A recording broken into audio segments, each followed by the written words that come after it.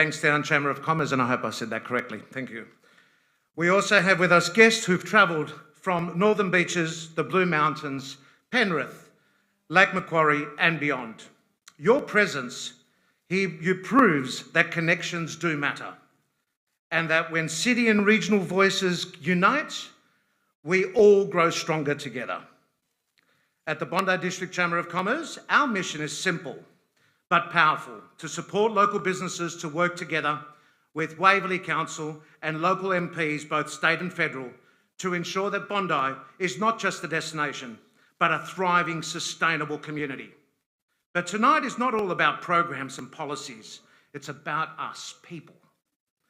It's about recognising those who step up to lead, often without titles, without recognition, but with enormous courage and passion. I also want to acknowledge a gentleman, Leon Goldsman. Leon is no stranger to the leadership he does, having served on Waverley Council as a strong advocate for residents and communities. But Leon is also someone who gets things done. Beginning of last year, he has written his Engaging Conversation book series, and 2 of the books have reached Amazon's Australia's bestseller, listed in the PR and professional educational development categories. That's incredible. Wow. It also brought to life the Engaging Conversations podcast. That platform has opened doors for people from all walks of life to share their stories without the right audiences, not only to be heard, but to empower others. And it has directed everyone here tonight like that. It's proof that one success can spark another, that when principles are applied, they don't just stay on the page, they create real change. And bringing some of these people together into one room is a living evidence of that. Closer to my home, I'd also like to thank our Chamber Board for their dedication and hard work that they have all done to bring this event to life. And a special mention to Matt, who also goes above and beyond and support the Chamber, who gathered all our door prizes here tonight. So for that, thank you very much. And on behalf of all the board members, if you can all raise your hand to make yourself aware, please. Board members? Board members? Oh, they're probably already outside. But anyway, thank you very much to all the board members who have done this. And of course, our principal event partners. We are proud to stand alongside Lime, leading the way in sustainable mobility, Alspec Solar, powering homes and businesses with innovative clean energy solutions, Nepean Advance and Rehab and Allied Health Centre, living out their philosophy of empowering movement, restoring life. And East Leagues Club, not just our host venue, but a partner that brings people together. We'll hear more about these contributions later in the evening. It's a bit warm in here, isn't it? For now, please join me in showing appreciation to their support. A round of applause. Thank you. So as we begin, I encourage you to meet someone new here tonight. Share your stories. Listen deeply, because the energy and spirit in this room tonight will create ripples long after we leave. Thank you for being here. Thank you to our partners, and thank you for believing, as we do, the connections are the foundations of progress. As you have arrived this evening, you would have received a ribbon I kept telling everybody about, and you've arrived this evening. You've received a ribbon for now. I'll simply ask you to hold on to it. Its meaning will become clear later when you hear from Astrid, who is one of our speakers. Think of it as a small reminder to stay curious, because tonight is all about discovery, and you'll understand more about this as the evening unfolds. And now, without further ado, let's celebrate the people, the partnerships, and the possibilities that make our community thrive. Welcome to Celebration Connections.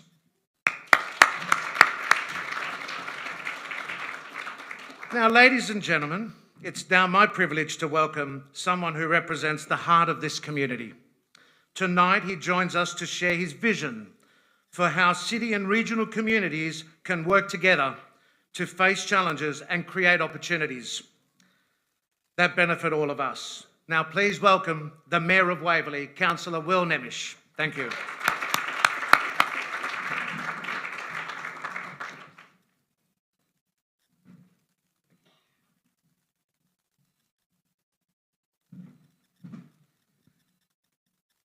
Good evening and thank you, Emmanuel. Welcome everyone to Bondi Junction in the heart of Waverley for an evening that brings together leaders, innovators, change makers from across New South Wales in one room and under one roof.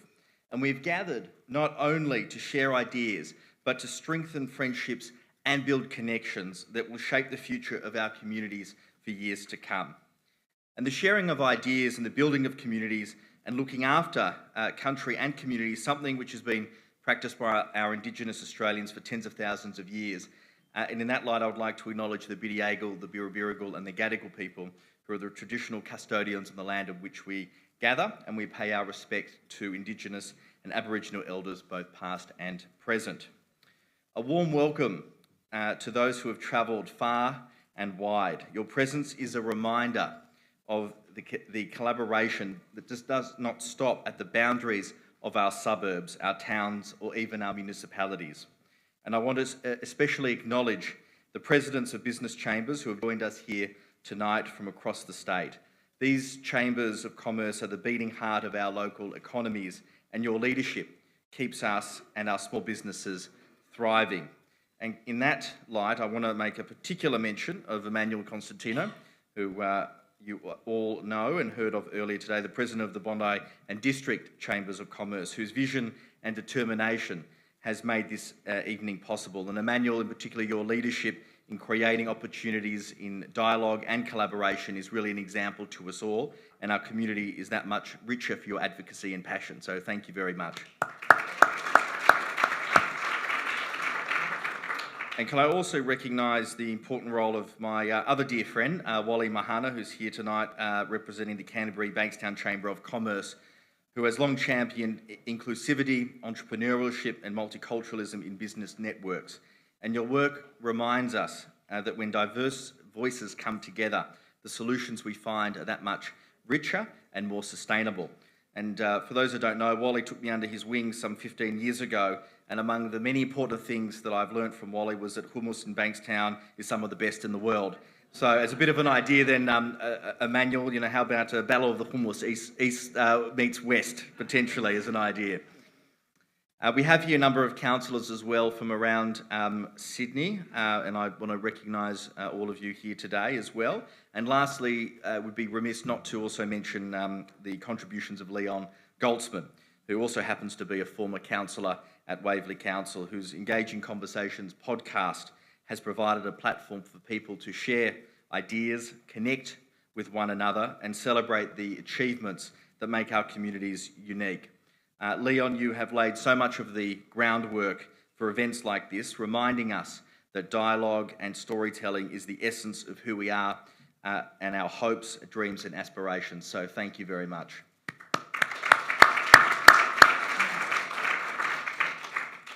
Waverley has always been proud of its character as a community, one that is inclusive, resilient and outward-looking.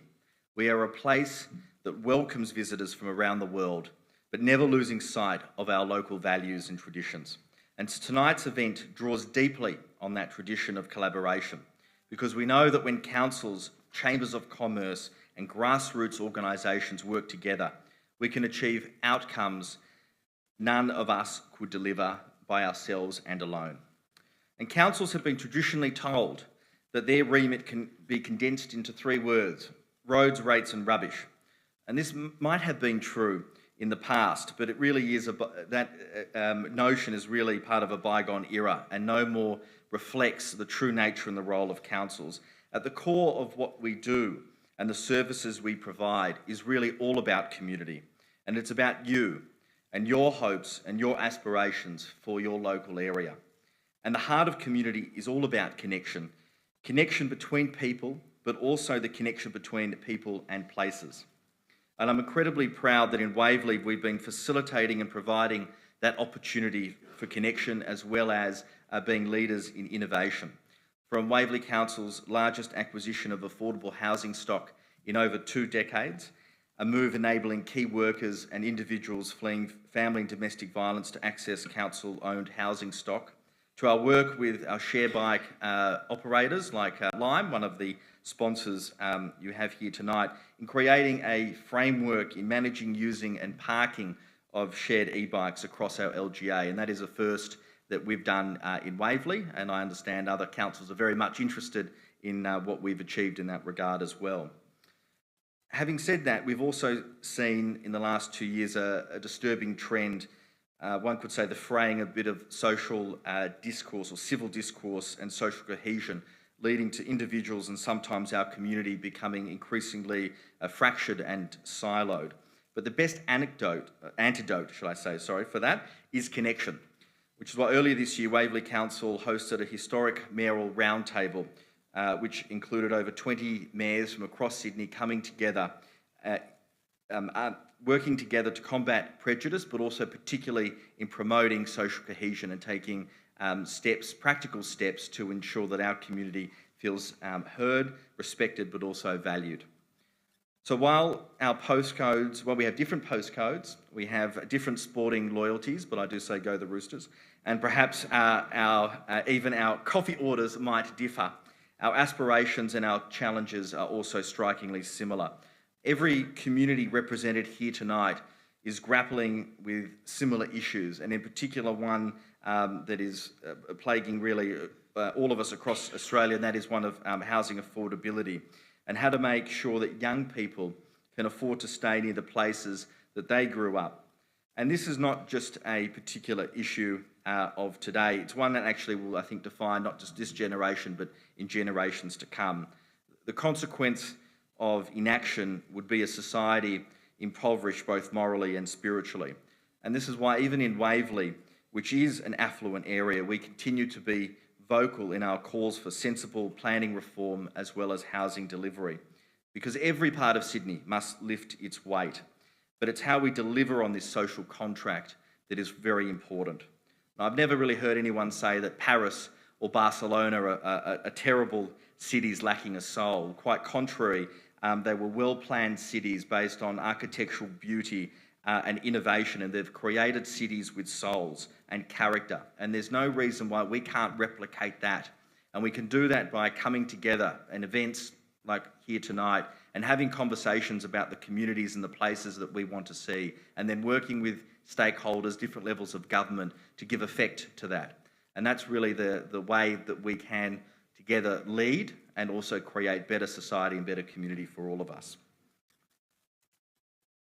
Additionally, every community wants to support its local businesses, and we hear, this is a local Chamber of Commerce inspired event, and particularly in the current climate, one of a bit of uncertainty, especially at the global level. We don't know if Donald Trump will whack another tariff around the corner, but every community shares a deep desire to strengthen health and the well-being of its people.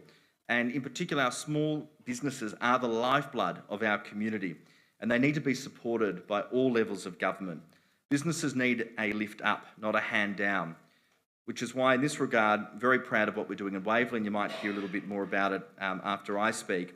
And that is through additional place activations, more festivals, notably bringing back New Year's Eve at Bondi Beach this year. So I hope to see you all there. There's going to be fireworks, a lot of family fun as well. It'll be fantastic.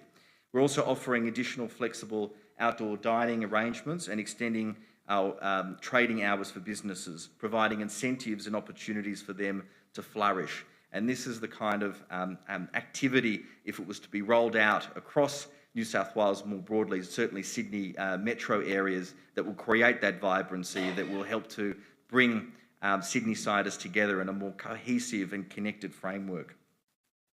In that vein as well, I just wanted to note, it was something that came up today, you might have seen, just with Sculpture by the Sea being a little bit of financial difficulty, potentially not necessarily going ahead in a couple of weeks.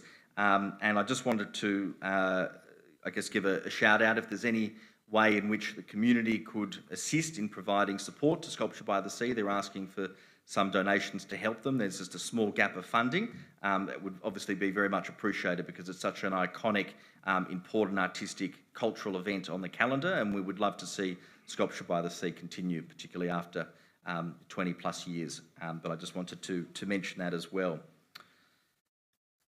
But this brings me to an important theme for tonight, which is innovation. And I want to be clear, this is not just innovation for its own sake. True innovation must be purpose-driven, evidence-based, and people-focused. The question is not can we adopt new technologies, but how can we harness them in new ways that make life safer, healthier, more sustainable, and more resilient? And how do we use innovation to ensure that businesses feel supported to take risks, to grow, employ, and to thrive? And this is why the presence of both regional and metropolitan leaders in this room is so significant. The challenges might look different in Penrith compared to with Newcastle, or Bondi compared to Broken Hill. But the underlying issues of housing, jobs, transport, health, and opportunity unite us all. If we take the time to listen to one another, we can share the solutions that work, adapt them to our local context, and scale them across the state. And at Waverley, we're playing our part. We might act and think local, but we do so with a statewide outlook and focus. Bondi may welcome the world's visitors, but tonight we extend a warm welcome to our regional colleagues. Your experiences, your perspectives, and your resilience are invaluable to the conversations we are beginning here. And I want to emphasise that word, beginning, because tonight should not simply be about just a networking opportunity or a pleasant evening of conversation, though I hope it is, of course, both those things. But tonight should be the beginning of new conversations, stronger collaborations, and lasting friendship and relationships that will endure beyond just this room. And it's the power of nights like this, not just the energy of connection in the room, but the potential for real lasting impact once we leave it. So we stand on the shoulders of those who built the foundations of our communities, the people who work tirelessly to create the towns, cities, neighbourhoods we are privileged to lead today. But we also stand alongside one another, here and now, ready to seize the opportunities that lie ahead. So I thank you for being here tonight, not just as guests, but as partners in this important journey, and together form a wider fabric of communities that represent the very best of New South Wales. And remember, we are stronger when we are united, we are more cohesive when we connect, and we grow when we innovate. Thank you very much.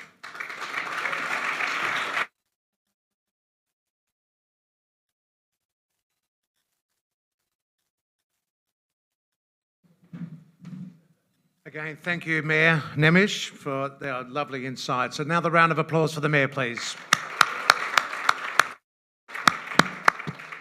Thank you. Our next speaker is someone who understands how innovation and technology can make a real difference in everybody's life.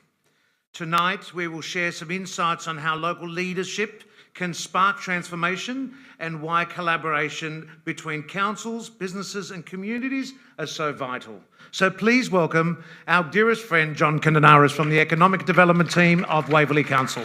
Thank you.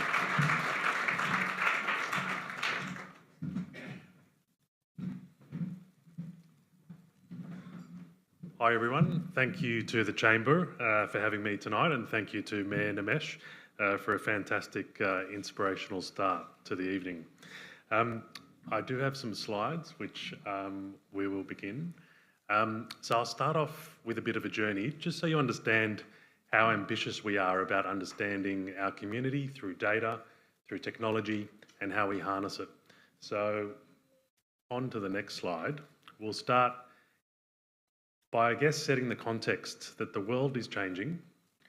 There's a lot happening that we don't understand.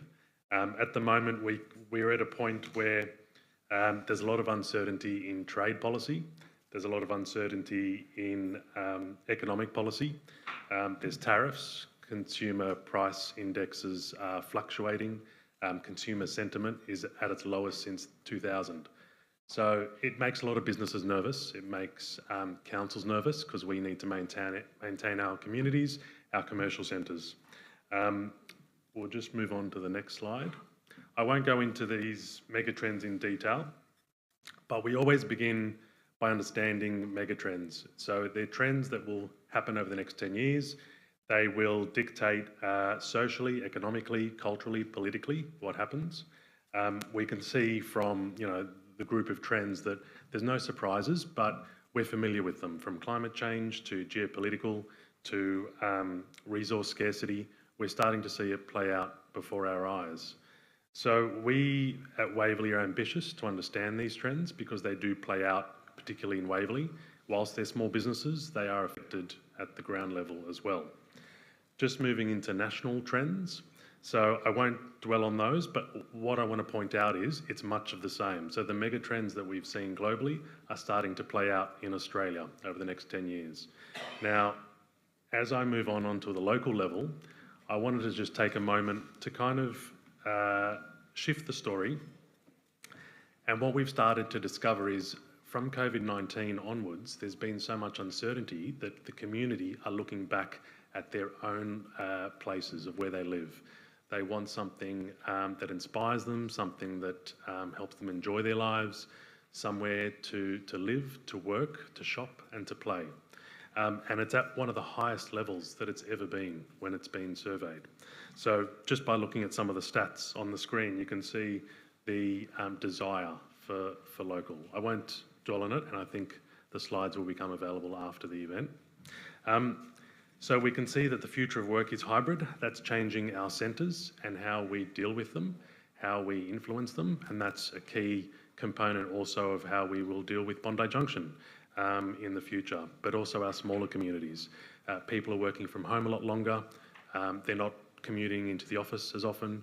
We've seen that in a lot of statistics, which means the role of our centres is changing. They're becoming more about a lifestyle district. They're becoming more of entertainment hubs. There is a push post-COVID of a well-being era, where we're starting to focus on how everything that we touch serves our purpose for well-being. Just moving on to the next slide, we can see our city centres. So it's going to be a high focus on arts and culture. We've seen that in other parts of the world. We've seen that to some extent in Melbourne, but this will be replicated in smaller centres, in communities. People do want a small art gallery. They do want something that's engaging at a smaller, more local level. I won't touch on all the stats. I'll briefly get into the data because I'm mindful of my time and I don't want to bore you all to death. Just going into the power of data. So we're ambitious with data because it tells a story. We don't approach it by trying to collect all the data that exists. We look at the questions that we have and the problems that we have, and then we go looking for the data that we need to better understand it. So with the next slide, I'll just show you a list of just some of the data we use at the moment. What's bolded is what we have access to directly at Waverley, we pay for. The rest is a collaboration with the different government agencies. They offer a lot of different information that sometimes is not as useful on its own, but when you bet it together with other information, we can see things. So for example, Westpac Bank, retail and event spending. We can see what happens down at Bondi Beach on New Year's Eve in an event. We can see sculptures by the sea. We can see where people are spending and what they're spending on. With that, we can then overlay that with the weather data, and we can see, well, did it influence people attending, or is the event just not working the way it used to be? So these are things that we're starting to explore a lot more, and a lot of other councils are starting as well. And I'm happy that, from my perspective, you can ring up another council and speak to their teams, and everyone instantly shares data. They'll send information that's useful for us to better understand. They'll challenge you in your thinking because it's a new area for a lot of councils to start pushing further into. We look at retail spending through the Commonwealth Bank as well, which I'll show you in a later slide. We look at local location and movement data through apps. So we can see every device that's passed through Waverley. It's anonymised, we don't see who it is, but we can see the volume of people, where they go, what they do, how long they spend there. And that helps us plan for the future. I won't go through any more of the data. I'll go on to the next slide just to show you some other things we prepare to help business. So this is about measuring our occupancy rates in Waverley. We've been doing it for many years. We use it as a measure to understand the response in our commercial centres to what's going well and what's not. And during COVID, we were interested to see, okay, well, what's going to happen here? And we were surprised that Waverley didn't really fall as much as it did in other areas. And we were trying to understand what was happening, and it wasn't until we reached out to different agents, real estate agents, and the industry, we discovered that businesses, particularly small businesses, were seeing the vacancies that were coming up in Waverley and Bondi as an opportunity to get into Bondi. We discovered that Bondi is a location for businesses to test an idea, to unlock seed funding, to unlock their next level of investors. So a lot of people were pushing to get in, which meant we were in a positive position where we didn't have to worry too much about vacancy compared to some other areas. So that's been a useful exercise for us to continue, and we still continue it, and it's used in a lot of different projects, from something as simple as understanding which areas to target for sustainable programs, through to other examples of, around programs for buy local. Just moving on to the next example. So we prepared, with the help of the Chamber, a bit of a snapshot that we release once to twice a year of different pieces of information. This is only parts of the snapshot, but we do explain to the local community what's happening in terms of spending. So we subscribe to these services from Westpac and Commonwealth Bank. We then give that out to all the small businesses so they can better understand how to plan for their business, how to deliver better products and better services. We also do our annual review of commercial property, so we can understand how many are for lease and how many are for sale as well. Just to touch on the next slide in sustainability, we are also providing a whole series of online information now for businesses as well as residents to understand what businesses are accessible to them to repair things, to reuse things, to basically make use of the community businesses, the local businesses, to the best of their ability in an era that's moving towards a more sustainable approach to living. So that's something that we've spent a lot of time doing and we're very proud of as a council. Just touching on the next bit of data. So we've entered a trial with the state government and the 24-hour economy where they've listened to a lot of councils say that we can't keep buying data. There's no use in us buying all this information individually, repeatedly across New South Wales. It makes sense that the state government steps in to create dashboards. Those dashboards are linking a lot of series of information, and in this instance, this is the nighttime economy one. So we can see trends in relation to Waverley that relate to mobility, to spending, employment, crime that's linked into the New South Wales Boxar system. We can see ambulance call-outs and the exact locations. Mind you, all the information is anonymised, so we don't see detail, but we can at least see volume, so we can see what's going on in an area and we can see it in real time as well. Just on the next slide there, we can see the crime rates for Waverley.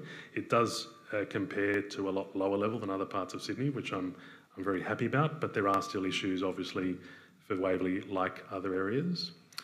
Just moving on to the next slide, another business we team up with is SpendMap. They're the ones linked to Westpac Bank. You can just see, we can see the number of transactions in Waverley in a 12-month period, 40 million. We can see the average transaction value, $68. We know Westfield does drive some of that. And through the data we can understand, for example, how many people visit Westfield Bondi Junction in any 12 months. And we know that before COVID, it was 24 million visits, and that might be me 100 times. And post-COVID now, it's hovering at about 20 million. So it's still quite high. And we use that information with other sources to understand, again, what's going on and plan for future events and strategic projects. This data is becoming more important, I think, because small businesses are focused on surviving right now. So we're trying to understand the efforts in which we best support them.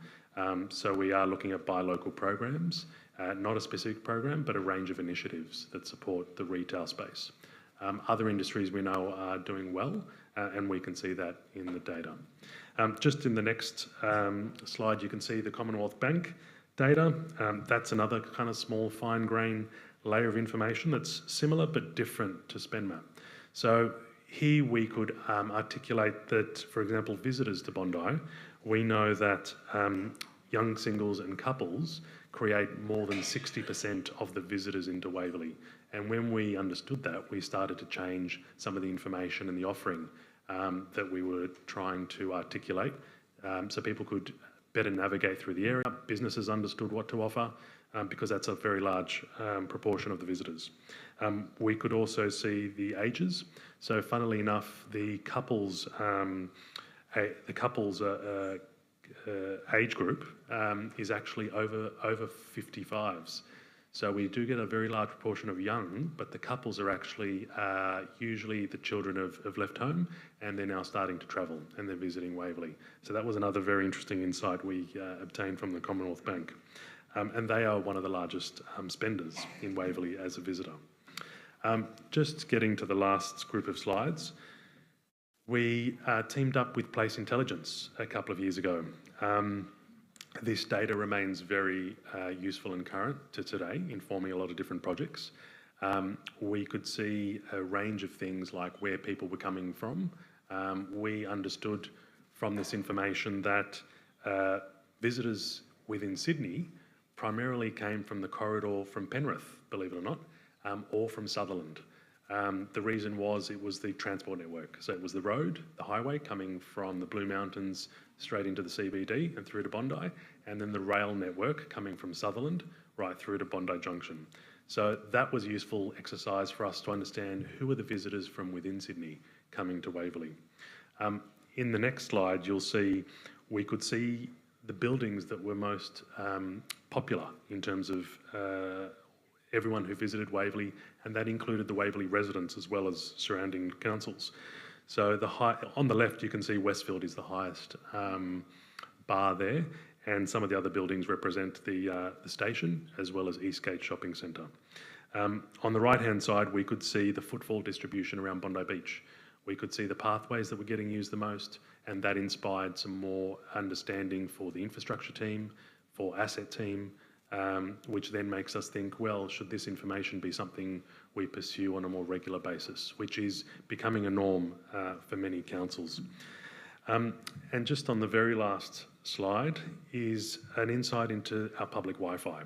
So we team up with Bionic, who provide public Wi-Fi around Bondi Junction, Bondi Beach, Tamarama Beach, Bronte Beach. We can see the volume of people moving through. We can see how long they stay.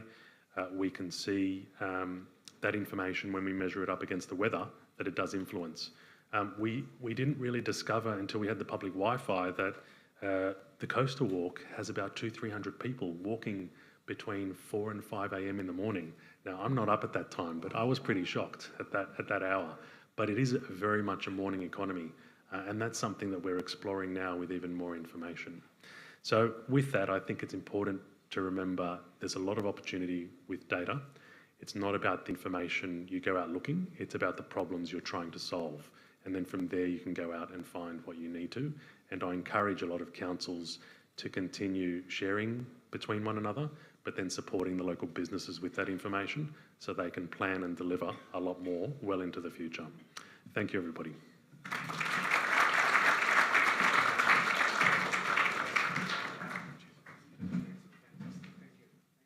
Another round of applause for John, please. Some great insights as to what's happening and obviously showcasing that data is the most powerful thing that helps us drive our businesses. So once again, thank you, John. Our next speaker is someone well known to many of us here in Bondi and beyond. Leon Goldsman has served as a Waverley councillor representing residents and with passion and commitment, and today he continues the leadership as CEO of Equilibrium Headquarters. Please welcome to the stage Leon Goldsman to speak about the power of authentic connections.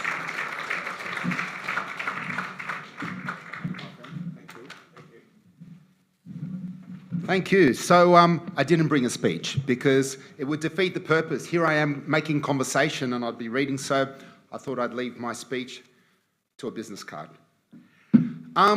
Look, I think the best way to begin is to kind of give you just a little pathway of my journey the past 12 months. And I think that will help explain how conversations and how a little bit of vision and probably commitment, hard work and all those sort of things that we're told by our parents when we're younger, how when we actually do it, and sometimes don't listen to our parents because they tell us things not to do, but we do them anyway, how that can make a huge difference. So just over 12 months ago, I was on council and I loved it. There are things I didn't like about it, but the fact that I was working with community, with amazing people, it gave me a chance to do what I do, and that's talk. Go and laugh. So one of the things I did was I wanted to get back to basics. I tried to go find self-help books. The problem is there weren't anyone, I was beyond help. There was no book there for me. So I figured I may as well write one. It's kind of like Marcus Aurelius wrote meditations for himself. I wrote a book called Engaging Conversations. It was just a little bit of an opportunity for me to go back, reflect, and things that I gave advice to myself. It wasn't intended for anyone else to read it. I mean, I put it out there anyway, but it really was for me. And the book was, if you want to get it up on the next slide, and I'm not plugging books, by the way, because it doesn't matter if I don't sell any. I never really wrote them to sell, but they did hit Amazon's top seller list, so what do you know? But the 3 books was Engaging Conversations was really about starting conversations. It's about, having the courage to go in and say hello and talk to people and actually getting away from your keyboard and the screen and actually going face to face. Something that we forget how to do. So that book was to remind me. It's about leaving conversations gracefully. Sometimes people like to talk and you've got to get out. So the book kind of explains that and how to follow up. And so it led to the next book, which was having a network of people which you can always call on. It's almost like, and pardon the terminology, it's like milking your own cows before going and milking someone else's. That would be theft. So that's what the second book's primarily about. But my favourite one was the third one, and that didn't make Amazon top seller list, go figure. But that was about standing out, being different, being unique. And I think we need to do more of that, not just in conversation, but in business, in everything that we do. Otherwise, we're just like everyone else.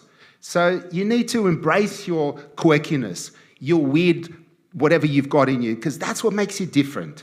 And that's what you need to offer, whether you're a business or whether you're you're just talking to people.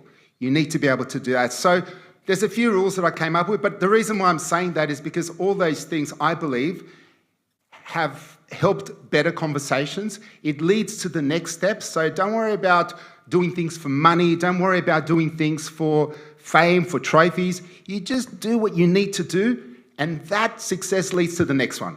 So if we can go on to the next slides. And I don't have any more slides, that's it. But I really just wanted to emphasize, because I think a lot of us, we don't realize how easy it is to kind of, I'm going to say, get infected by other people's germs. If we spend too much time on the internet, we become part of that internet. If we spend too much time watching television, we become kind of, it absorbs, it soaks us. It leaves a, what's the word? It's, what? It pollutes our mind, but it also, there's residue there. So we can walk away, do something else, and that germs is with us, right? We don't want it. So what we want to do is we want to cleanse ourselves from time to time. So I think to do that, you need to have clarity. You really need to understand who you are, what you stand for, what you're trying to achieve. Now, I learn a lot from different people. Every single person here in the room, I've taken away something from.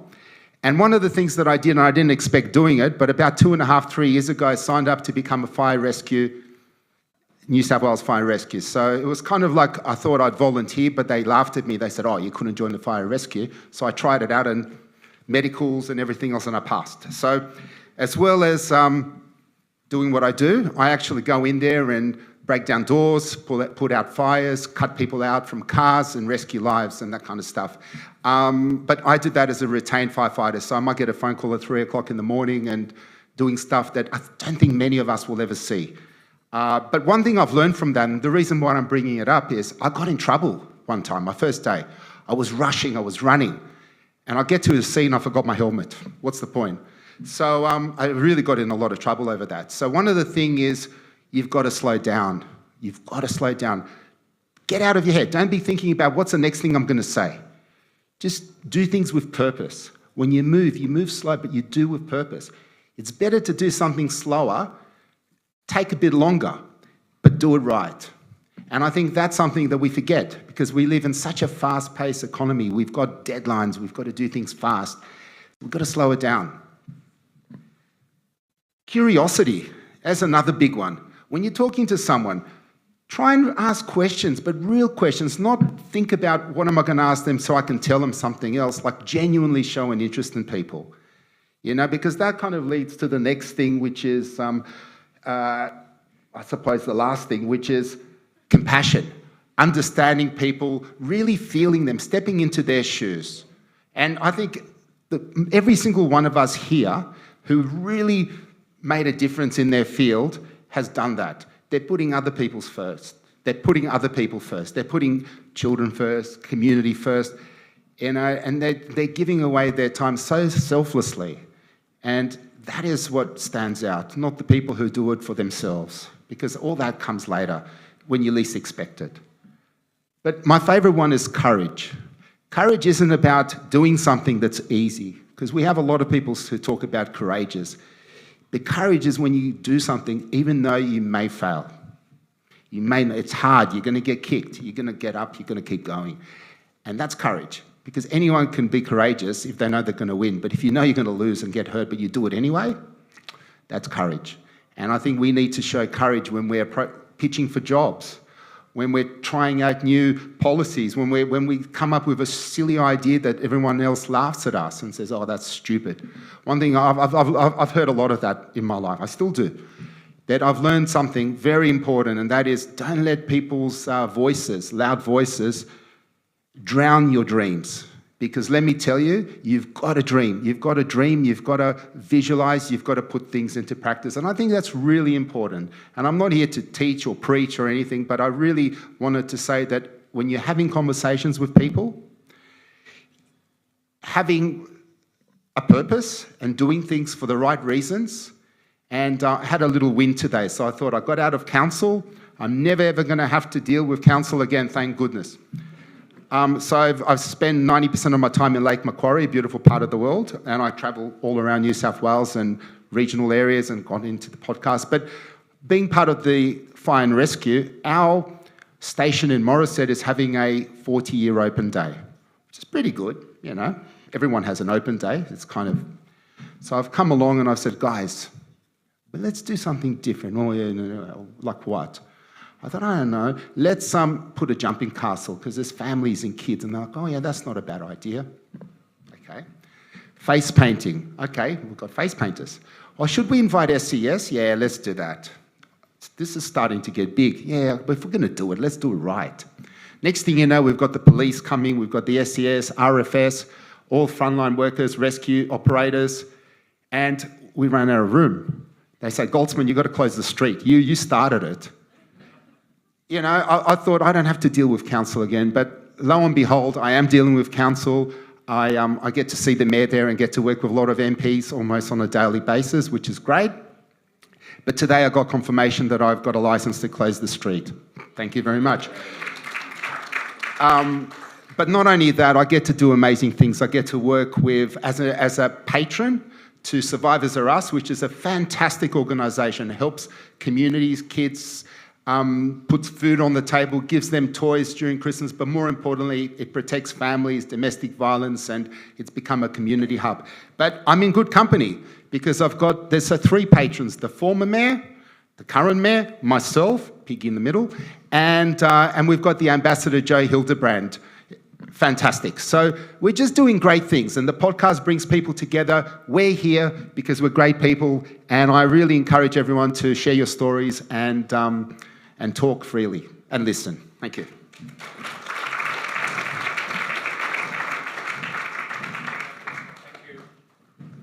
Thank you again, Leon. Another round of applause for Leon. Obviously, without his passion and drive, tonight wouldn't have actually been possible. So thank you, Leon, for your drive and energy that's got this event happening tonight. So it's now my honour to introduce our keynote speaker for the evening, someone who has spent more than 3 decades championing innovation across Australia and New Zealand. if I can have to the stage Julian Day, is the co-founder and CEO of Consensus Awards. Tonight, Julian will share his insights on innovation, leadership and resilience, and why nurturing ideas is just as important as discovering them. Please welcome Julian Day. Thank you. Thank you.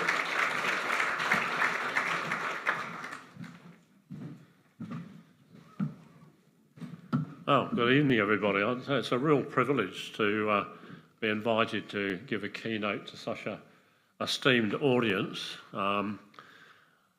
Actually, a bit flattered, to be honest with you. Certainly, we've achieved a lot over the last 26 years with the Consensus Awards, and I'd like to share that with you because a lot of it's very relevant to what's already been presented tonight. What the local community is doing with data, leveraging off data, better informed decisions, innovation in particular. This is a trophy for the Consensus Awards. So this is given out, a very prestigious award to those that win the awards. Started the awards in 1999. First awards were presented in March 2000. And we hit the deck running. We had Richard Alston, who was the Minister for ICT at the time, present our awards. We only had 2 awards that year. That was the Consensus Software Awards and the IT Writers Awards. The IT Writers Awards are for people writing about technology and innovation. At the time, I was the editor of Software Magazine, a monthly publication, and therefore I knew all the IT journalists and editors. We used to go to the same events probably 3 or 4 times a week. Got to know them pretty well. And that still exists today. And also within that program, we have a Lifetime Achievement Award. Over the years, we've added more. We now have 10 in total.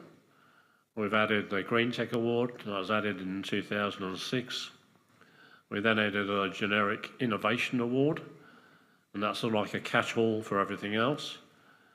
But we also have now one for MedTech, for FinTech, for AgTech, EdTech, etc.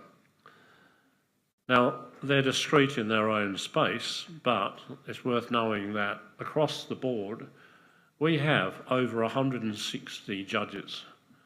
That is a huge brains trust. They're all senior people from industry, and they do the heavy lifting. I manage the whole process, but they actually make the decisions as to how many awards are given out.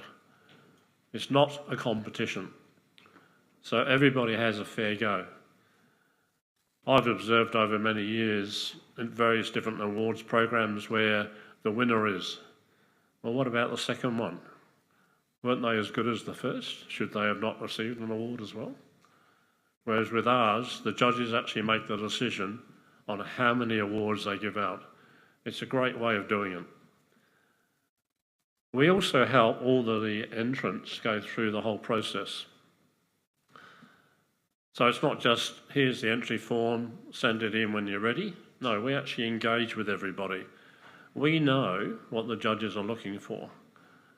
So if you have an innovative solution, or think you have an innovative solution, we're happy to work with you and actually work out whether it's worth you actually applying in the first place.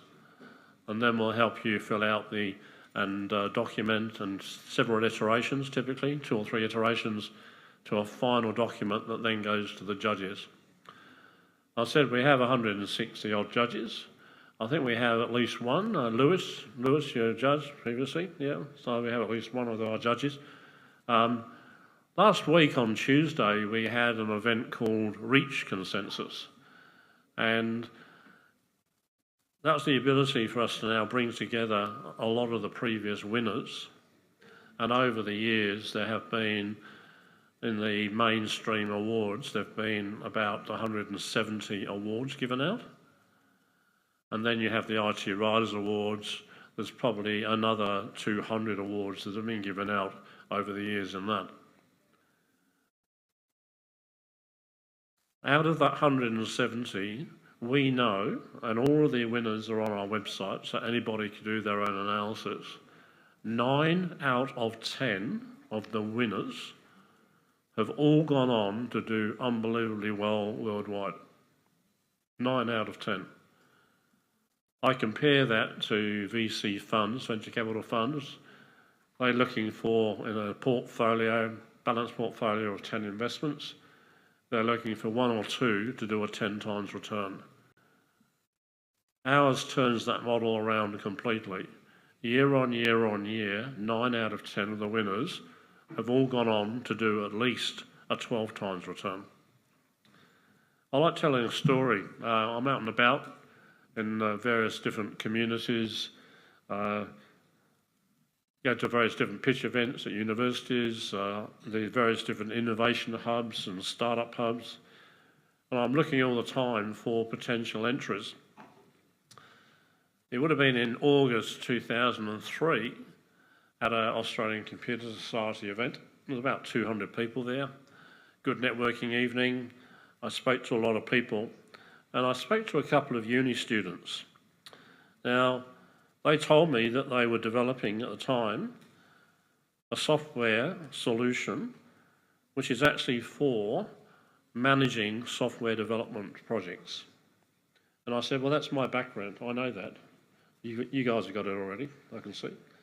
But the point is that that product, well, they entered that in 2004. Mike and Scott of Atlassian. I encouraged them to enter the awards well before they went to market. They actually had 3 beta sites at the time. And they had a little office in York Street, just behind QVB. Most of you probably know the Abbey Bookshop, just 2 doors down from there. And Mike's dad was paying the rent. And we went there, myself and the president of the Australian Computer Society, and visited their office. And they had a whiteboard, and we had a photograph taken in front of the whiteboard. And at the very top of the whiteboard, you've got a map of the world. They've got 3 dots. These are our 3 beta sites. And Boeing in the US was one of them. That was introduced by Mike's dad. And the 3 dots on the map, but across the top it said, World Domination Map. They only had 3 sites at the time. They hadn't even sold it, but this was their envision, even at that time. So we know the history of Atlassian. WiseTech Global, similar situation. I know Richard White quite well over the years now. He's presented our awards on one occasion as well. And he entered the awards because he knew that we had large judging panels, independent people from industry, that will actually make an evaluation of his technology. He won an award, and it's based on the fact that he was therefore ready to go to market. He got his 2 small investors to double their money, and he put his foot down on the accelerator. So incredibly successful. There are many other stories to tell. Let's go back to last week. So, number 1, at the end of 2023, we had Ed Husic, was the Federal Minister for Industry and Innovation, present our awards. And we decided to run the awards twice a year.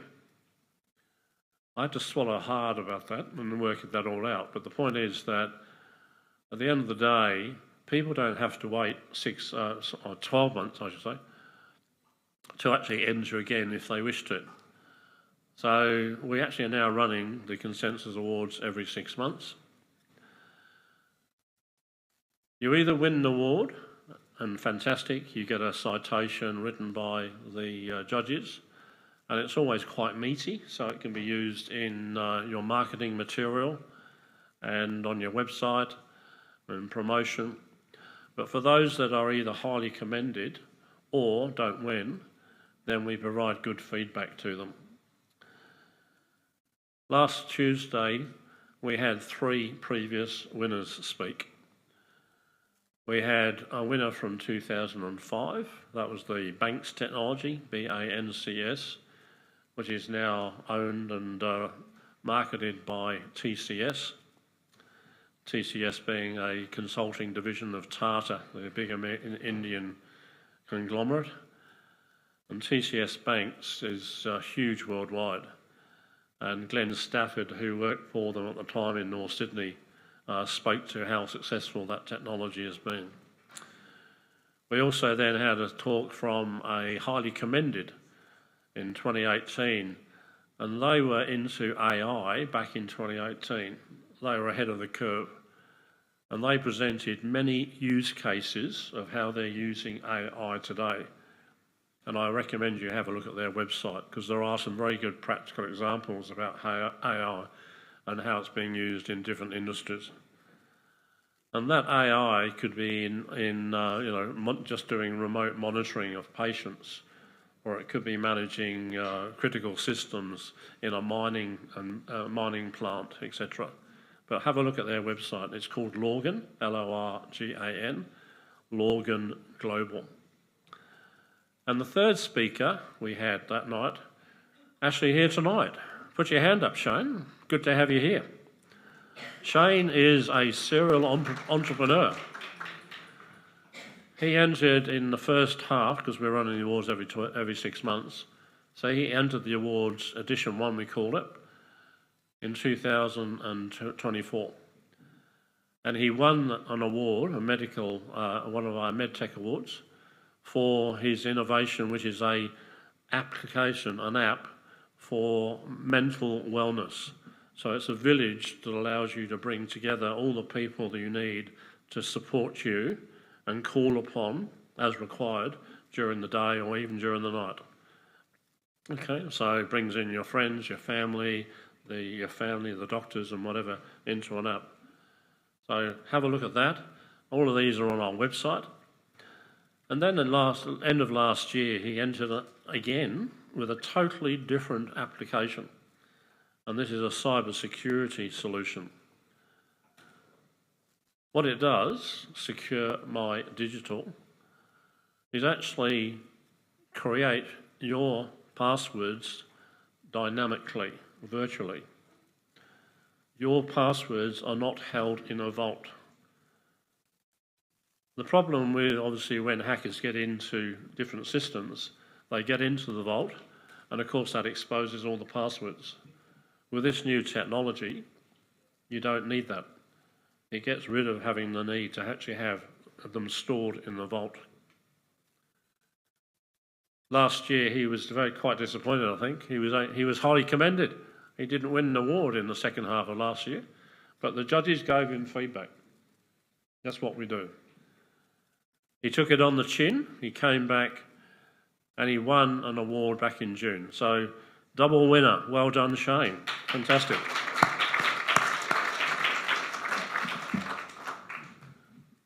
So I think I've told you a fair bit about consensus. Come and see me afterwards if you have an interest to enter, or you know of other people that may wish to enter the awards.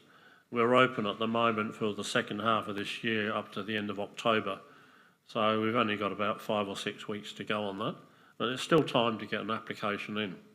But then, of course, we'll be open again for the new year. I've got a few minutes to talk about another innovation that I'm involved in, totally different. A very good friend of mine, Christopher Williams, and put your hand up, Chris, the man with the hat, okay, see him later on, Christopher Williams. He's actually written 5 books, and they're designed for children with special needs, children with autism. There's 5 in the set, absolutely beautifully produced and beautifully illustrated. The children love them, the parents love them, the teachers love them. Absolutely great opportunity to take this around the world. So far, we've already deployed them across originally the Central Coast. About 800 children received their 5 books, the set. In June and July this year, we've now distributed another 2,000 sets across the Blue Mountains, the Hawkesbury, and also then going into the Lake Macquarie area and up to Newcastle and into the Hunter. So these books are getting very good recognition. What we're doing is actually allowing people now to actually purchase these online. So we've actually created ebooks. obviously the children themselves that need them will actually have a physical copy. And we'd like every single child, there's about 160,000 children just in New South Wales with special needs. Across Australia, it's about 650,000. All right, so we've only done 3,000 so far. So we need help. And also, we'd like people just to donate. And we're just asking for $5. That's not a big ask. So you can go to our website and just say, yes, I'm happy to donate $5. And it's Carey and Careful, which is both with K's, K-A-R-E-Y, and Careful with a K as well. And you can donate. And the most important thing is we are registered as a full charity. So that's it. And the last thing I'd like to say, and it's just a thank you, is to say thank you to a gentleman standing up there on the right, is Anthony Travers. Put your hand up, Anthony. Anthony's a big supporter of the Consensus Awards. He's with the chartered accounting firm Hall Chadwick, and they hosted our event last week. And there's a few of us here tonight. So thank you very much for your attention. Greatly appreciated.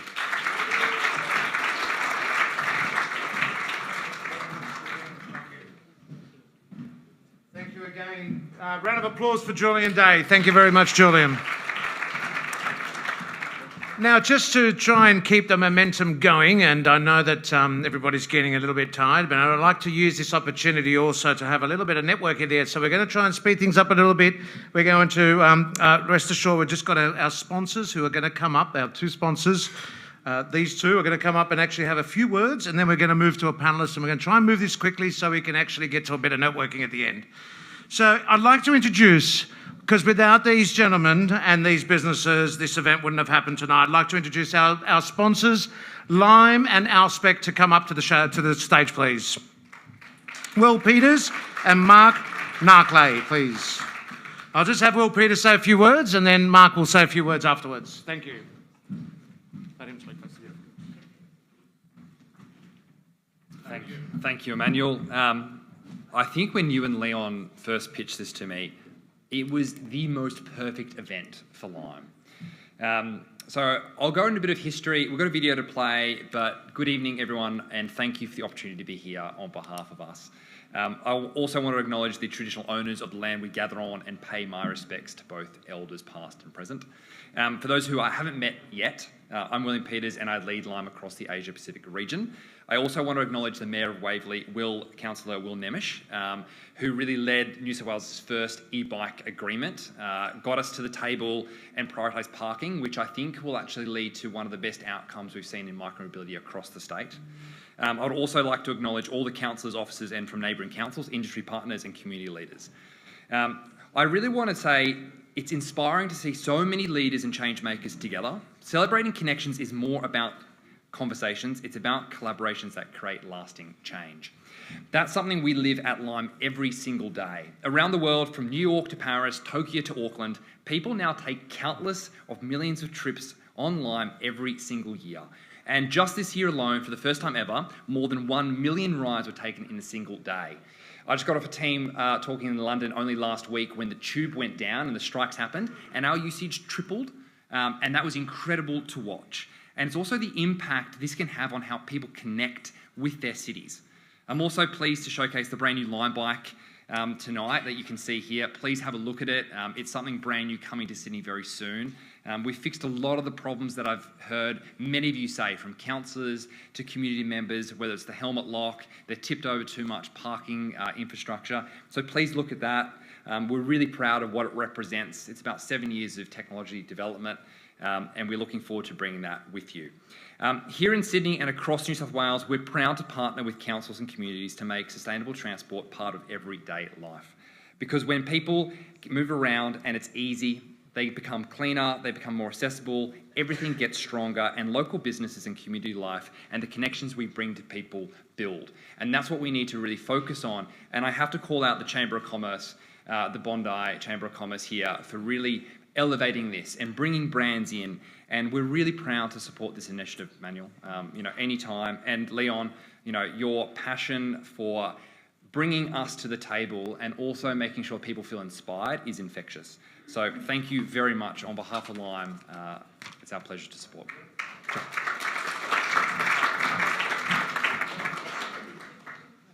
London. There's no place in the world like it. A city always on the go, full of millions of people trying to get to their jobs, get to their mates, or get home safe. Working as a tour surgeon means that I can get a phone call at maybe 2 a.m. and I need to be at work quickly. Being able to cycle straight to work has been really revolutionary for my job. As a freelance yoga teacher, using live bikes, I'm able to see more clients in one day, which helps me grow my business and actually serve more people.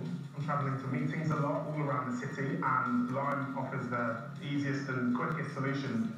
Our new London Action Plan is designed to make the capital easier to navigate for everyone. Those who ride Lime e-bikes, as well as those who don't.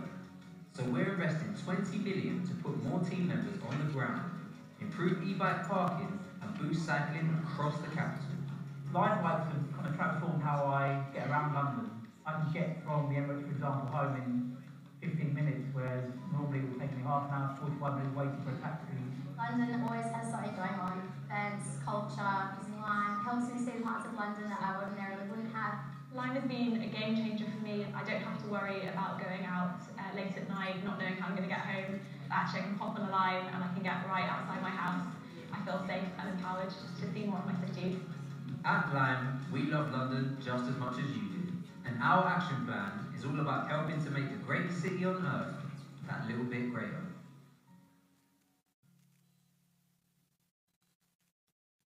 Thank you all, Brutus, and another round of applause.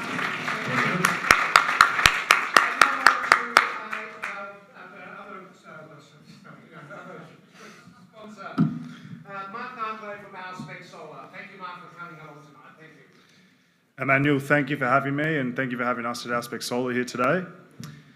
I don't have a script, but I wanted to express this from the heart. At Alspec, we are Australia's largest distributor of windows and door systems across the country. We've been servicing Australia for 50 plus years.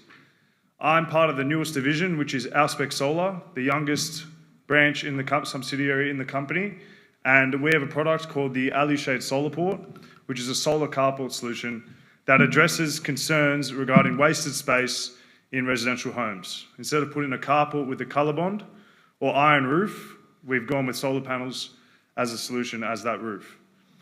I wanted to address Mayor Will's point on innovation and the fact that it should be purpose-driven and sustainable.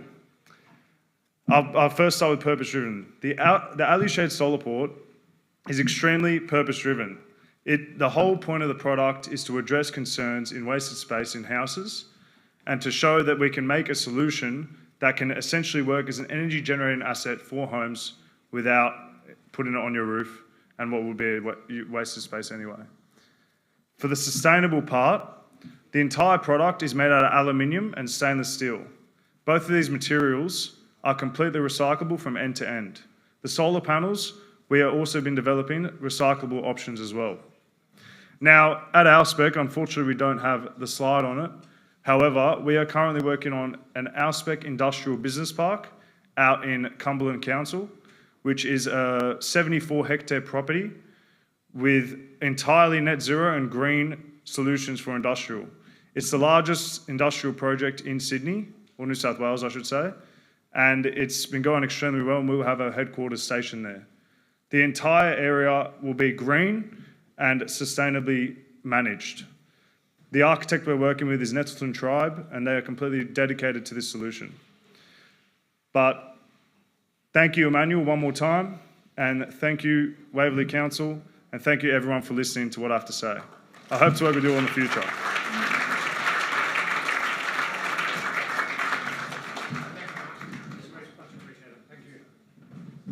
Another round of applause for Mark from Alspec Solar. Thank you again. And if I can have one more sponsor to our table, to the stage, please.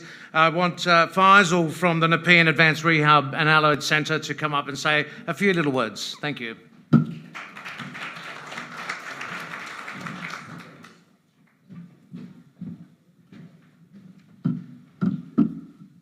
Good evening, everyone. I'm Faisal Sheikh from Nepean Advanced Rehab and Allied Health Center, and I can't thank enough, and it's such an honor and pleasure to be a part of this evening representing Nepean Advanced Rehab and Allied Health Center. Our Managing Director, Mr. Niaz Kanath, was very much hoping to be a part of this evening, but due to a family emergency, he had to travel overseas, and that's why we are representing him today. He sends his full support and warm regards to each one of you, all of you that you've gathered here. At Nepean Advanced Rehab and Allied Health Center, our philosophy is very simple: empowering movement, restoring life. That's it. In practice, it means that we want to break it down so that people can go through those barriers, they can show up, they can contribute and perform at their best in their workplaces, with their families, and in their communities. That's why an event like Celebrating Connections resonates so strongly with us. Businesses don't just provide services and they don't just provide opportunities. They create jobs, they provide innovation, and with the right kind of support, organizations like us can thrive in this beautiful business environment. Tonight is just a reminder of what's possible when people come together with a shared purpose. That's exactly why we call ourselves at Nepean Advanced Rehab a family, and we are not a business. So we are as good as the team that we are. I have my team members here with me. So there was a shared purpose and a goal that we wanted that no individual should be left behind and they should not fall through the cracks. And they should be given the right kind of services, the right kind of support at the right time, which was crucial, which was defined by our very own social worker and client engagement manager, Tripti, who I have with me over here. She's part of us, and we can network after that. And to take it at the next level, we devised a business plan and we got the right people on board to take the mission and vision ahead. We have the Allied Health Network Manager with ourselves, that's Pat in our team. And nothing could have been defined or put in the right perspective if we did not have the vision from our Managing Director, Niaz Kanath.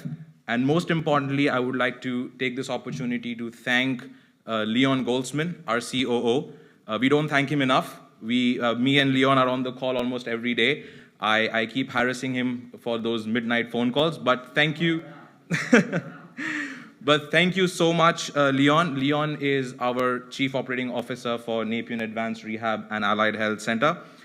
His energy, his commitment, and connecting businesses, which he does best, and communities is part of what makes Celebrating Connections and gathering like these possible.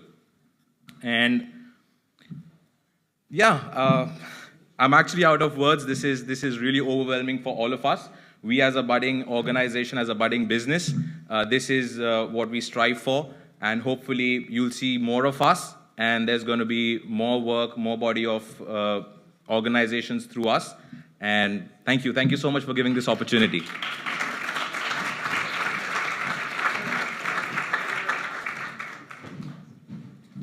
Thank you again to all our key sponsors. Without you, tonight wouldn't have been able to be happening. So thank you again, once again. We now move on very quickly into the most exciting parts of the evening, our panel discussion. What makes this panel truly special is that all three of our panellists have already shared their journeys on the Engaging Conversations podcast.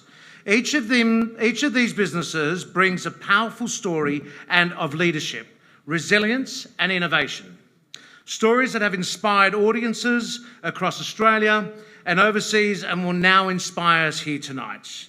To guide this conversation, we are very fortunate to have Marina Macklin, Principal of LJ Hooker, Bondi Junction, and my Vice President of the Bondi District Chamber of Commerce. If I can have to the stage, please, Marina Macklin. Thank you.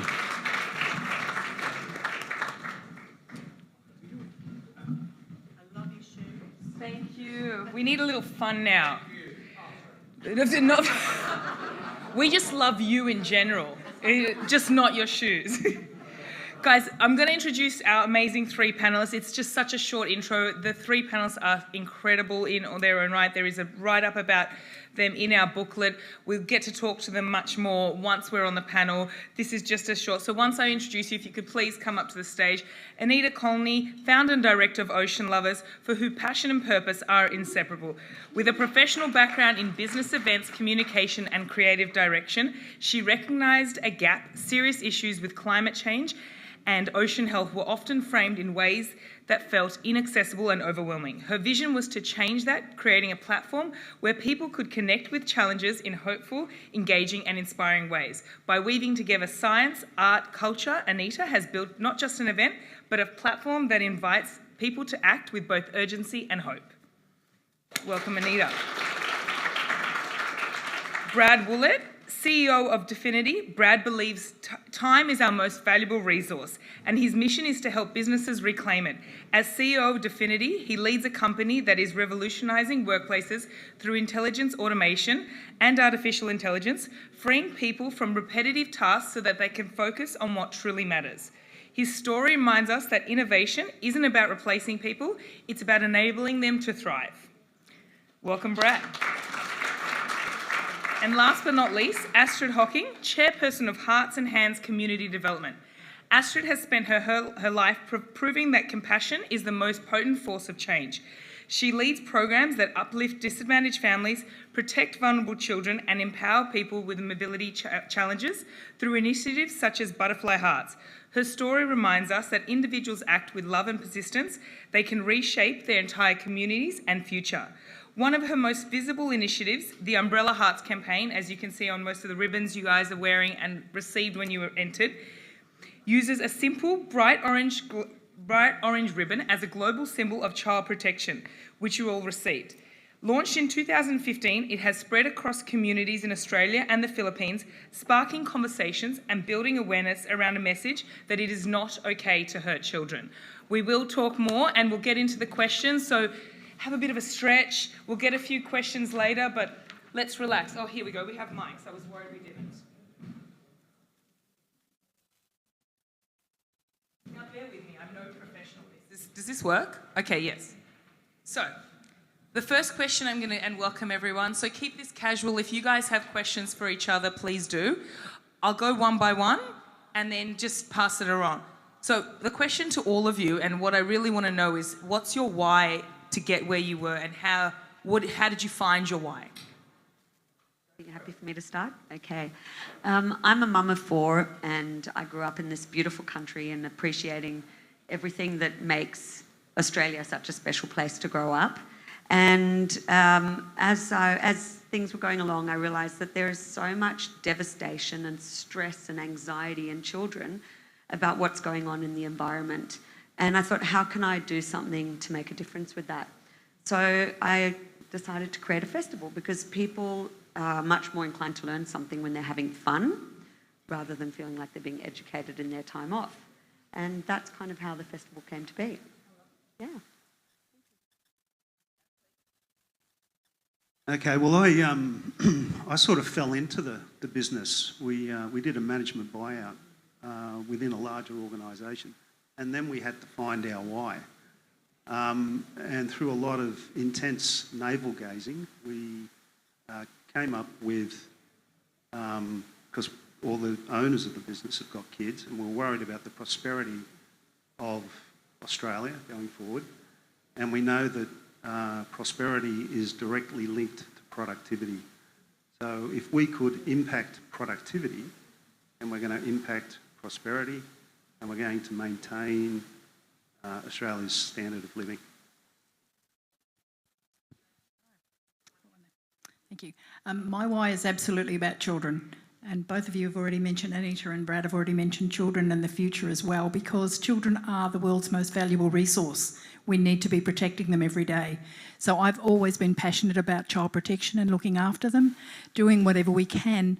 And the ribbon that you've all been given tonight that I hope you will wear, and also there are extras if you'd like to take some with you to share. The ribbon has an umbrella as a symbol of protection. It's orange as a bright, happy, cheery colour that children deserve to be. In Australia, we currently have 45,000 children who are known to have been abused just this year. That is horrendous in this country. So we need to be doing that every day, and I think it's all our responsibility. So that's my passion and my why. I love it, and I love that it all comes to family and children, and that we're all building a generation. My kids are standing watching just here now, so our kid representatives in the room. So I really think that they are the future, and I think that's beautiful that your why and your basis has all come from that. So make sure you get your ribbon, make sure you share your ribbon with someone and tell the story of protecting children. We're going to hand it over to Brad because he's going to make us laugh, because I hear a little story. No pressure, but give us a giggle to start. He said he's going to give me a good story about presenting. Yeah, it's an embarrassing story. So picking up on Leon talking about being courageous. So I've been presenting for well over 25 years, solutions and at conferences and what have you. But I'm just like everyone. 99% of people fear public speaking, and I'm one of them. And so 20 years ago, I was presenting to a room probably twice as big as this. And it was a document management system that I was presenting, and it was dry. It was terrible. And the nerves kicked in. I noticed there was a couple of head bobbles in the rows, people falling asleep. And my brain fogged over. And instead of saying document repository, I said document suppository. And I think the presentation ended soon after that, but the silver lining was that I got known as the document suppository guy, and it was memorable. So that was... whatever it takes, as long as you're memorable. That's right. Guys, we're going to have a really informal chat. I'll start some questions, but I think it's so great if you guys can collaborate, and if you have some questions to each other once I start to prompt, I'd love that. So, Anita, you know, it says in the booklet 15,000 connections, but what I've heard from a little birdie called Leon is that it's more 250,000, and I think we're talking about connections. And what are your tips for the audience on how to get these collaborations and get these connections with locals, businesses, and just our community? How do you grow a charity, a community like that? I think it's all about, it's very mission driven what we're doing, that we felt that there was a real gap of an opportunity to connect people in a positive way and make them feel inspired and empowered that we all have the ability to make a difference. Because most of what you see in the news when it comes to climate and environment is also negative, and there's so much misinformation in the world today that people don't know what they can trust anymore and where they can find trusted information. So our point was all about creating a fun environment where people can come and they can feel really inspired and feel that they can trust what the information that they're getting, because there are so many curious and concerned people that don't really know where to turn anymore. So in our first festival, and Bondi Beach was a real blessing for that, because we launched our first festival in Bondi in 2019, and it has just the perfect community feel, but it has a huge international appeal. So we felt very blessed to launch the festival in Bondi. And we had 15,000 people over 4 days in our first festival. Amazing. And thank you. Then a day before our second festival, we got cancelled because of COVID, and we had 4 cancellations in a row, which was really difficult for a new event and no support, but we pushed through that stage and continued to build. And then now we've had 5 festivals. In March this year, we expanded across Sydney, and we had 127,000 people in Sydney, across Sydney this year that participated in the festival, 227,000 across the 5 years now, and over 47 million in media reach. And I think it's just about everybody. You should never be scared of going and knocking on a door or talking to someone or finding a new connection. Yes. The more people talk, the more we collaborate, the more we work with people, the more changes we can make. When I started the festival, I was a stay-at-home mum with 4 kids. I wasn't working, and I was thinking, who am I to go out there and do something like this? And I met my business partner, Kaz, who was part of starting the Vivid Festival in Sydney.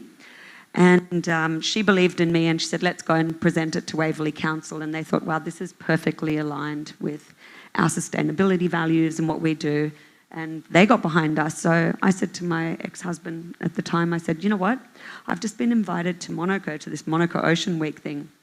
I think I've got to put it on my credit card and just go, because it's a big opportunity. And I went there and I ended up presenting to the Prince Albert Foundation and a few other people, and they all came behind us in the early days. And going there, I was thinking, wow, who am I to go and talk to these people? Because what have I done? I'm at home and I'm a mum and whatever.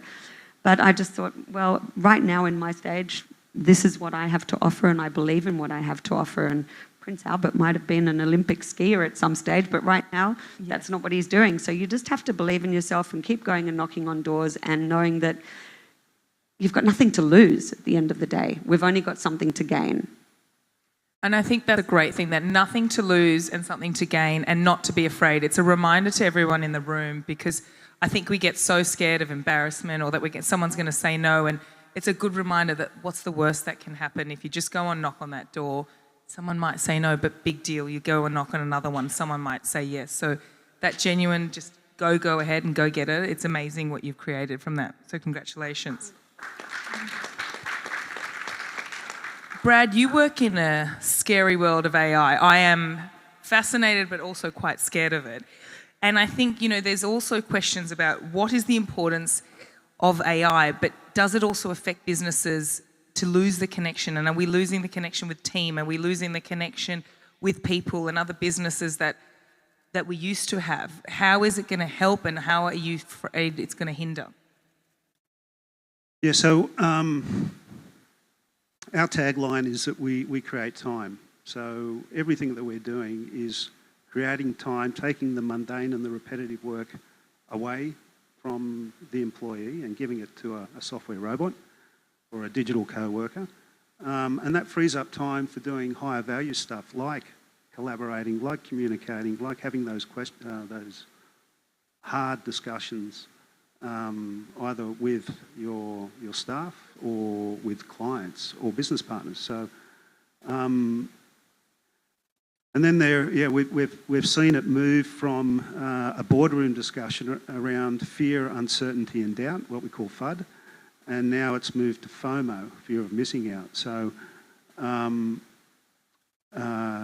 what goes with that is that there are guardrails and things you can put in place, so you're protecting your data, you've got your security there and you've got your right policies. But that can cost you a heck of a lot of money. So we offer, and we talk about a pragmatic way of approaching that. So we put the guardrails in, we protect and we secure, and we allow people to get time back.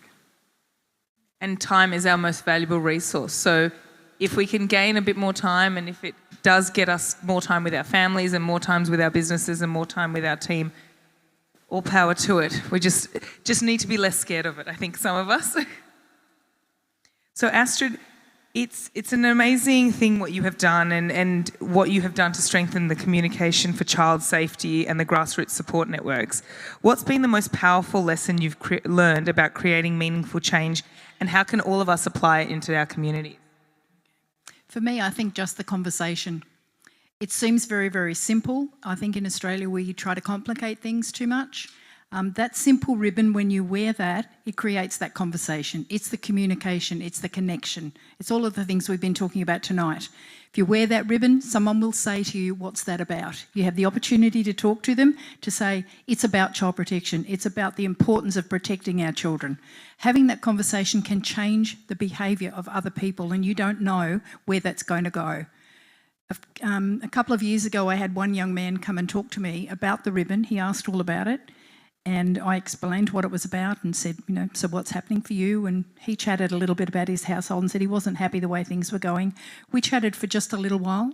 He went away and I never thought about it again. But 6 months later, he came back to the same location where we'd been promoting the importance, and he came back and said, you know what, I just wanted to let you know, you really did challenge my thinking just with that simple ribbon.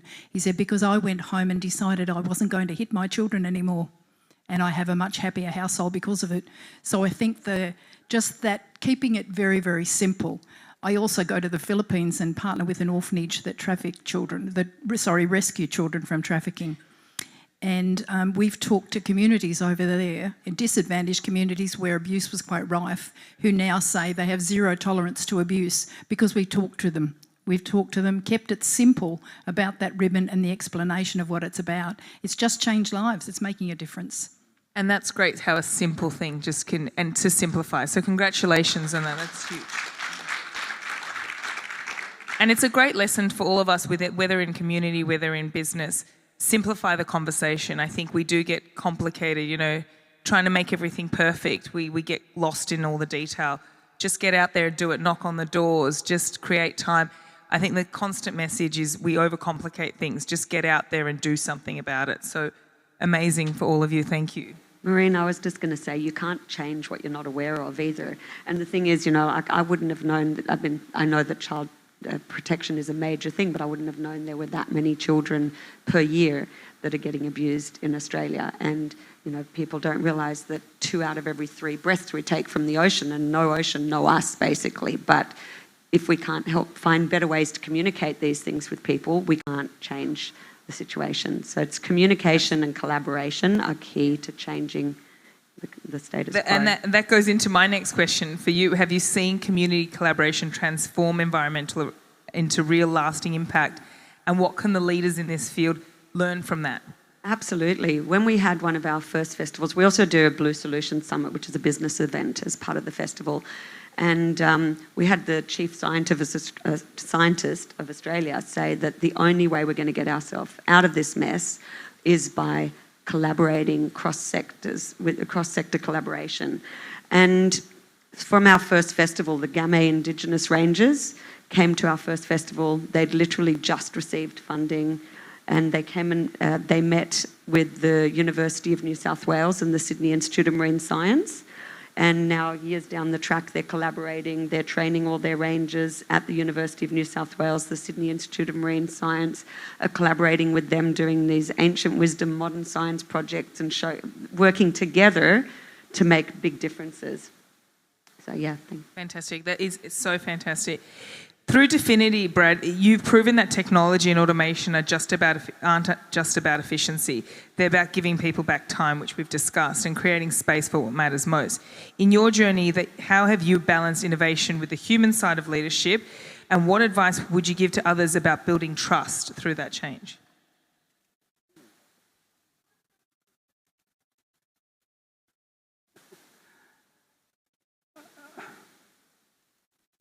That's a very good question. Thank you very much. I can't even take credit for that one. That was Leon. Blame Leon. No, that wasn't ChatGPT.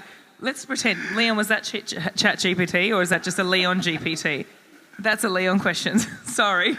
You stumped him. Yeah, can I have that again? In your journey, how have you balanced innovation with the human side of leadership, and what advice would you give others about building trust through change? Involve staff. Thanks, Leon. Involvement of the staff through the journey. So we have all our employees involved in the creation of our strategic plan and the execution of our strategic plan. And our staff report back every quarter about what they've done on the previous quarter, what they're going to do in the next quarter, and they own it. So it's at that grass level roots of having everyone in the team aligned like a peloton, pushing in the right direction. So. No, I love that, and it's so important. I think we get caught up in higher management and making all the changes that we do forget people in lower management, people in our grassroots team are seeing every day of what we're doing in the business. And if we do listen to everyone in the team and go back and reassess and not just kind of sit as managers of business owners and just make our own decisions, it's so important to get the whole team involved, get the new guy. Sometimes the best is the new guy who comes in and goes, oh, you're doing this wrong. We need to listen, and we need to listen to everyone coming in. Yeah, we promote ourselves as a people-first organisation. So we talk about playing the ball, not the player. We have weekly, daily stand-ups where I've got a couple of roles in the organisation, and you respect the role or you respect the hat that you're wearing. So I may be subordinate to someone in a role that I'm using. So that's fantastic. That's the way that we play. No, I love that. Sorry for stumping you, but blame Leon. Astrid, and the last question, and then if we have time, I'll pull it out to the audience if anyone's got questions. What has been the most powerful lesson you've learned about creating meaningful change, and how can we all apply it into our own communities? Oh. Yeah, I think you've probably stumped Sorry, me too I've now. said that. No, I've gone to my another one. It actually was about the ribbons and what impact you've seen them making, but we have touched on that, and I just think, how can everyone apply those ribbons into their businesses? Where can people get behind your community and your charity? Well, I'd like to actually just mention the fact that these ribbons originated very, very simply. We've talked before about innovation. Many of the speakers have spoken tonight about the importance of innovation coming from simple things. And I've said now that's a simple idea.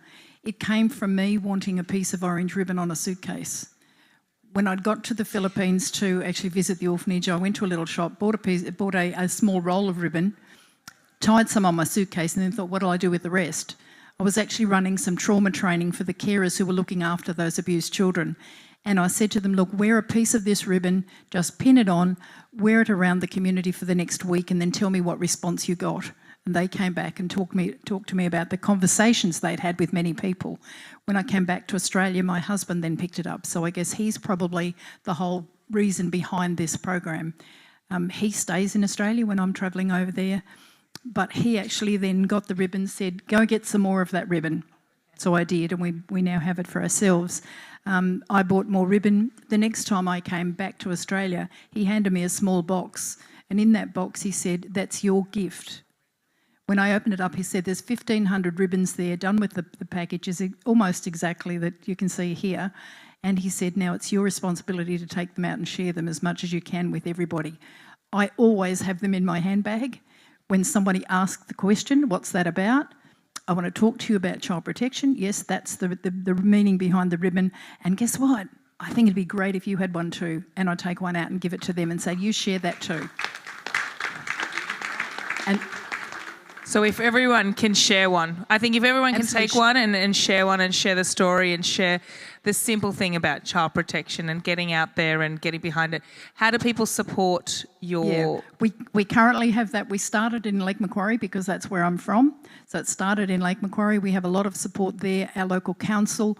For instance, we've also gone to National Child Protection Awareness Day, so you'll hear more and more about that. For the last 3 years, we've had that. It was declared in federal parliament.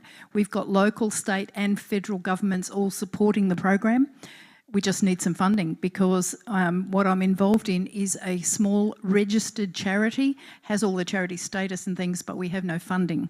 So we do the best we can from our own pockets at the moment, but we do sell the ribbons online. We have a website, heartsandhands.com.au. You can buy the ribbons. We have the little shop on there, or you can send me an email. If you have a look at the card that you have that goes with the ribbon, there's the QR code, goes straight to the website. There's also an email address that comes straight to me, so I can send them to you. I've sent ribbons across the country. I've had airline pilots and captains of ships wearing the ribbons when they've asked me about it, and we've sent them across to different countries too, because I ran a conference for international visitors and we sent them home with packages of ribbons. So the best we can do is share that as much as we possibly can. My goal is that everybody would recognise that ribbon and then do something about it. Know it's about child protection and then say, I'm willing to step up to protect children. Congratulations. Sorry. No, I was actually going to say that's you're growing a movement with the ribbons. That's beautiful. And that's the same. We're trying to grow a movement for the oceans because that's the Can by you give growing a everyone movement just how to get access to information about your movement also? You can have a look at oceanloversfestival.com. We've got our social media as well, and if anyone has any questions, please feel free to speak to me after or contact us via the website. And Brad, Definity, I'm assuming, is website, or give us your how to find you or find more information about Yeah, you. LinkedIn or definity.com.au. So that's it. Absolutely. And do we have time for questions or not?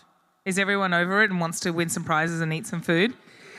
We're done. Okay, guys, I'm not getting a question from my son because that will be, no. What's for dinner? He's already fed. He's been fed, guys. Don't worry. I'm not hurting him. Guys, thank you so much. Please, can we thank our panellists? These are incredible people, all three of them. We really, really appreciate your time. And we really appreciate the audience because this has been a long night and a lot of speeches, but it's now we are going to announce some prizes. We are going to announce more time to collaborate, and there's food and drinks and time to enjoy. Em, can I hand it over to you? Okay, thank you very much. And now the round of applause for our panellists, and thank you so much, Marina, for being here. Yes, please, absolutely. Absolutely. So now we've just got a couple of prizes we're going to give out, and then we'll just close it up and actually give everybody the opportunity to have a little bit of networking, have some more food, have some more drinks, and enjoy each other's company to keep those stories going. So let me get this very quickly. So we've got a couple of prizes. I get to choose? Can we get Wally? Wally, come up here. Come on. We've got it. Here's our... We also need to give the alcohol to the part to... Oh, yes. And can we ask the mayor and John? Now, it's okay. We checked. It's under $30, so you don't have to declare it. I promise. I made sure. Yeah. So please come on up. Thank you. This is for you. Thank you. No problem. The mayor? Oh, thank you. Oh, yes. Okay. That's not mine. Okay. Relax. Almost got it. Thank you, buddy. Thank you so much. You don't have to declare it. Yes. So, guys, I'm going to talk about the prizes very, very quickly. This is pretty cool, okay? I'm going to try and go quick and not put you to sleep. So, we've got some amazing people who can't be here, but I've got a message from Harry's. He actually, Harry from Bondi Rescue, he's got a book launch. And he couldn't make it, but he actually sends all his love, and he's donated a signed copy of the book, which was meant to come with Kelly Sloan. She got held up. She sent her apologies, but it's still, we're going to draw it, and you're going to get it, probably delivered by Harry's himself. He doesn't know it yet, but we'll get him to do that. And then there's all these other wonderful prizes. So I'm going to go one by one. Barbie Crew down at Bondi, $100 voucher. Who's the lucky person? Hopefully they'll take me. Maybe.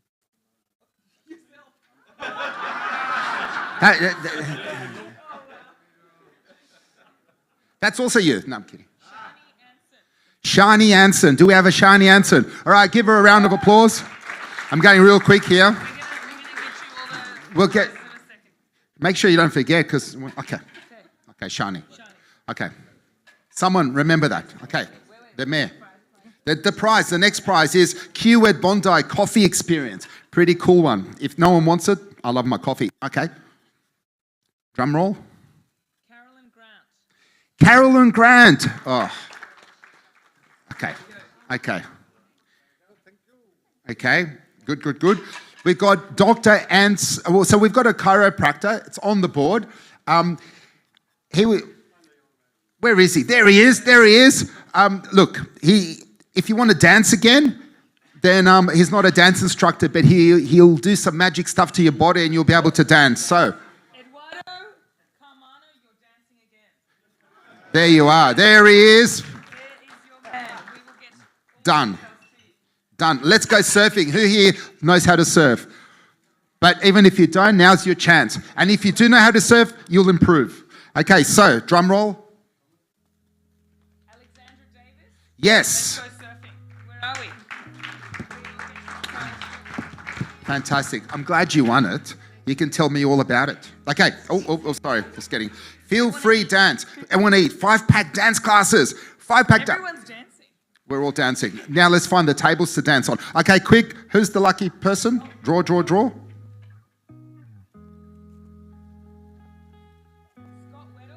Scott Weddle. Yeah, there he is. The blue suede shoes. Dance away. Dance away.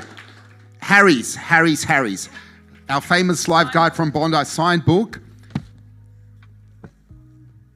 And drum roll. You've got it, mate. All right, done. Beautiful. Okay, and we've got a 2.5-hour corporate bucket list workshop with certified coach and workplace. Where is she? Stand up and get up. She was on our podcast, and I got buzzing after I spoke with her. So you're going to get a session with her. It's valued at about $5,000 plus, and she's really good, and you'll see why. So this is a big drum roll. Come on, can everyone just... Drum roll.